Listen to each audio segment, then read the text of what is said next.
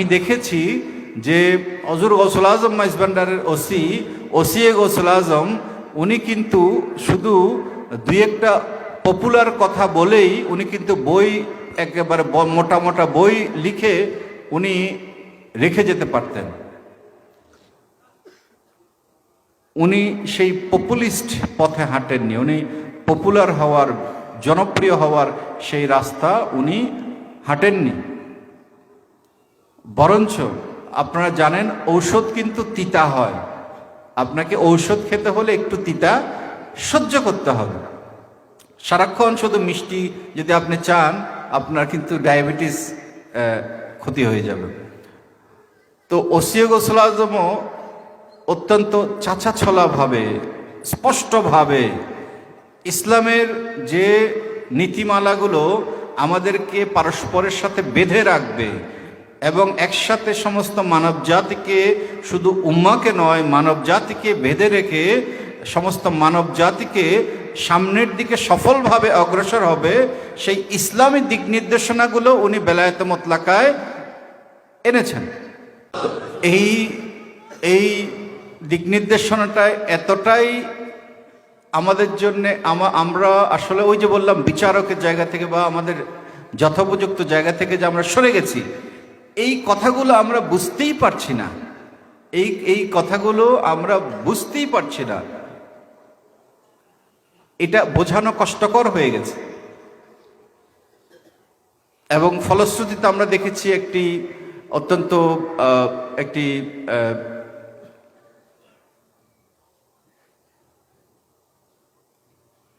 প্রত্যাখ্যানমূলক একটি অবস্থা আমরা লক্ষ্য করেছি।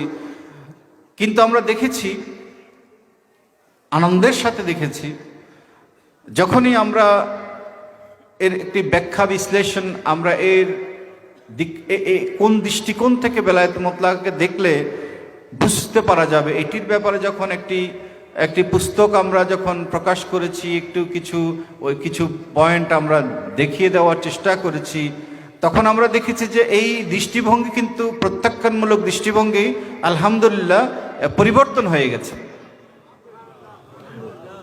অনেকেই বুঝতে পারছেন বিষয়টা, কানেক্ট করতে পারছেন, কারণ কানেক্ট করতে হবে। তো এইখানে একটা ডট আছে, এখানে একটা ডট আছে, এইখানে একটা ডট আছে, তাহলে এই সবগুলো ডট কানেক্ট করতে হবে। অর্থাৎ ইলেকট্রিকের তার দেখেছেন, দুইটা তার যদি কানেক্ট করা না হয় তাহলে কিন্তু আলো জ্বলবে না।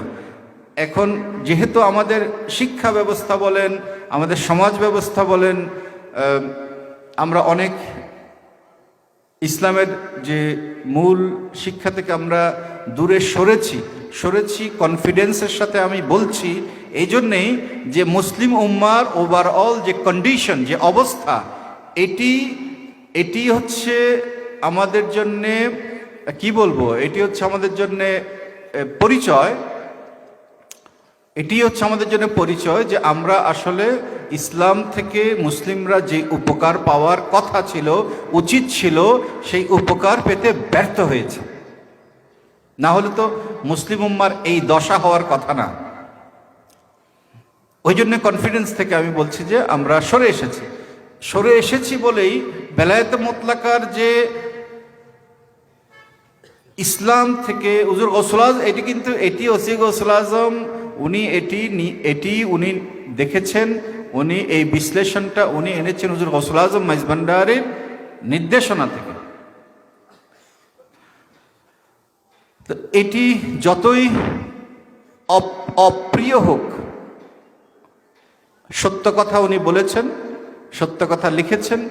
তো এই জন্যেই আমি মনে করি যে একটু হয়তো নিরস আলোচনা, তারপরেও আমি হয়তো একটা উত্তেজনাকর আলোচনা দিলে আপনাদের হয়তো আরো ভালো লাগতো, কিন্তু আমার কাছে মনে হয়েছে উত্তেজনাকর আলোচনার চাইতে চিন্তাযুক্ত আলোচনা এখন অনেক বেশি প্রয়োজনীয়।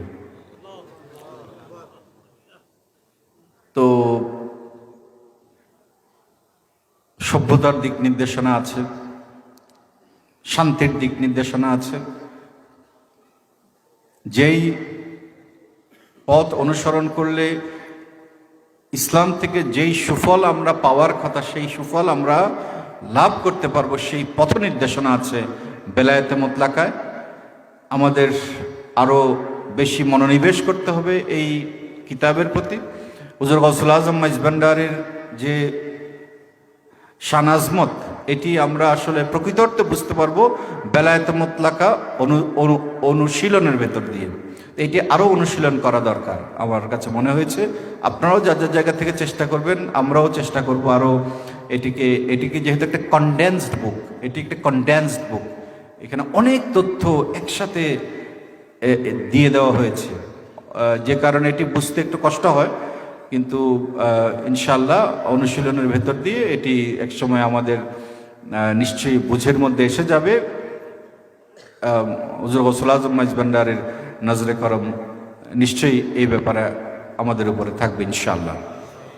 এটি কেন করব? এটি আমরা করব আমাদের শুধুমাত্র উরস মুবারক করা, হাজির হওয়া ওরসের দিনে, এবং এটি কিন্তু এর মধ্যে হুজুর গৌসুল আজম মাইজভান্ডার আমাদের দায়িত্ব সীমাবদ্ধ করে দেননি। বেলায়েত মুতলাকা থেকে আমরা বুঝতে পারি যে হুজুর গৌসুল আজম মাইজভান্ডার একটি বিশ্বজনীন, একটি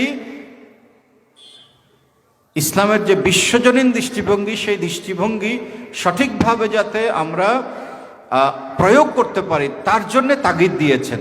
অর্থাৎ আমরা শুধু নিজেদের জন্য চিন্তা করলে হবে না, আমাদের সমাজের জন্য এবং বিশ্বজনীন একটি দৃষ্টিভঙ্গি নিয়ে আমাদের ভাবতে হবে। তো যেই রত্ন আমাদেরকে দিয়ে গেছেন, সেই রত্নের যাতে আমরা কদর করতে পারি, সেই রত্নকে যাতে আমরা ঠিক মতে আমরা যাতে উপস্থাপন করতে পারি, তার জন্য একটি প্রস্তুতিরও দরকার আছে। তো আমরা সেই প্রস্তুতির দিকে ইনশাআল্লাহ মনোনিবেশ করব আশা করি, এবং সামনের সময়গুলোতে আমরা সেই দিকে নিজেদেরকে খেয়ালে রেখে কাজ করব, কর্মসূচি সেভাবেই দেব। আমার মনে হয়েছে যে ইসলামের যে বৈশ্বিক যে আমাদের নৈতিক অথবা আধ্যাত্মিক নৈতিক যে সংকটগুলো হয়েছে, এগুলো একটি সমাধান বেলায়েত মুতলাকার ভেতরে আছে। আমরা একটু কষ্ট তো করতে হবে, একটু যদি আমরা কষ্ট করি, একটু পরিশ্রম করি, একটু মনোনিবেশ করি, তাহলেই আমরা সেই হুজুর গৌসুল আজম মাইজভান্ডারের মিশনকে, ওসি গৌসুল আজম বলেছেন, যদি তুলে ধরা যায় উপযুক্তভাবে তাহলে বিশ্বের চোখ এই দিকে ঘুরে যাবে। এবং আমরা দেখেছি তাই হয়েছে। আমরা তুলে ধরতে পারিনি, এটি আমাদের দুর্ভাগ্য, কিন্তু আমরা দেখেছি বেলায়েত মুতলাকা যে দৃষ্টিভঙ্গি বলা হয়েছে তাওহীদ আদিয়ান, আমরা দেখেছি যে এই যে ফুটবল বিশ্বকাপ কাতারে যে যেদিন শুরু হয়েছে, যে কুরআনুল কারীমের যে আয়াত শরীফ